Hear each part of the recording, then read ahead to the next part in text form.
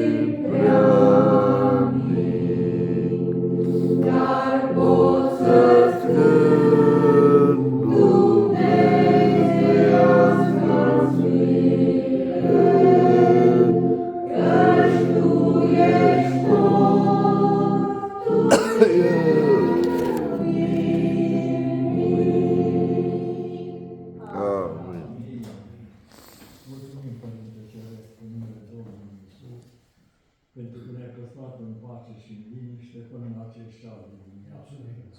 Îți mulțumim că ne-ai păzit, neoprotit în săptămâna în care a trecut-o, Doamne, și îți mulțumim, o Doamne Dumnezeule, pentru că ai fost cu noi, Doamne. Da, da. Și dorim ca și în ziua de astăzi să fii cu noi, Doamne. Să ne binecuvintezi pe fiecare în parte, așa cum stăm înaintea feței tale, și să binecuvintezi cuvântul Tău în viețile noastre.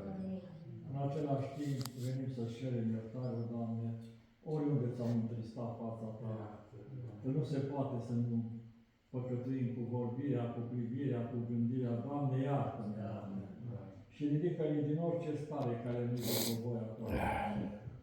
Așa cum am cântat, să ne legăm inima, Doamne Dumnezeule, viața noastră, să o predăm în mâna Ta, Doamne, și să iubim glasul Tău, să iubim Scripturile, să iubim învățăturile Tale, să iubim poruncile Tale, să iubim promisiunile Tale, tot ceea ce găsim în Sfânta Scriptură, în dreptul nostru, Doamne, să ne luăm fiecare parte din ele, Doamne. Doamne, Te rog frumos să privești cu milă și îndurare spre frații care nu sunt împreună cu noi, să-i păzești și să o plătești acolo unde se află. Mă rog, Doamne, pentru bolnavii din poporul Tău, în care mi-ai inclus și pe mine să-ți întinzi mâna Ta milostivă peste ei, Doamne, peste fiecare acolo unde se află, și se dăruie sănătate și trupească și spirituală, Doamne. Că Tu ești medicul supremul, Doamne. Toate lucrurile sunt cu putința celuia care crede. Ajută-ne să ne punem toată nădejdea și încrederea în Tine, Doamne. Doamne, îndură-Te, Doamne, ai milă, Doamne. Te rog frumos, o Doamne Dumnezeule, să ne învrednicești, să-ți aducem o închinare plăcută, o închinare din inimă, Doamne. Și gândul nostru să fie la cele de sus, nu la cele pământești, Doamne. Să ne fură de multe ori mirajul acestei lumi cu toate poftele și cu toate lucrurile care ne îmbie. Doamne, ferește-ne să nu ne murdărim, Doamne, să nu ne înclinăm, Doamne, și ajută-ne să ne apropiem tot mai mult de Tine, Doamne, ca Tu să lucrezi o sfințenie adevărată în viețile noastre. Fii slăvit, glorificat și preamărit în veci, pentru că ești bun și îndeapți în îndurarea Ta. Toată slava, cinstea și închinarea să fie a Tatălui, a Fiului și a Duhului Sfânt în vecii vecilor. Amin.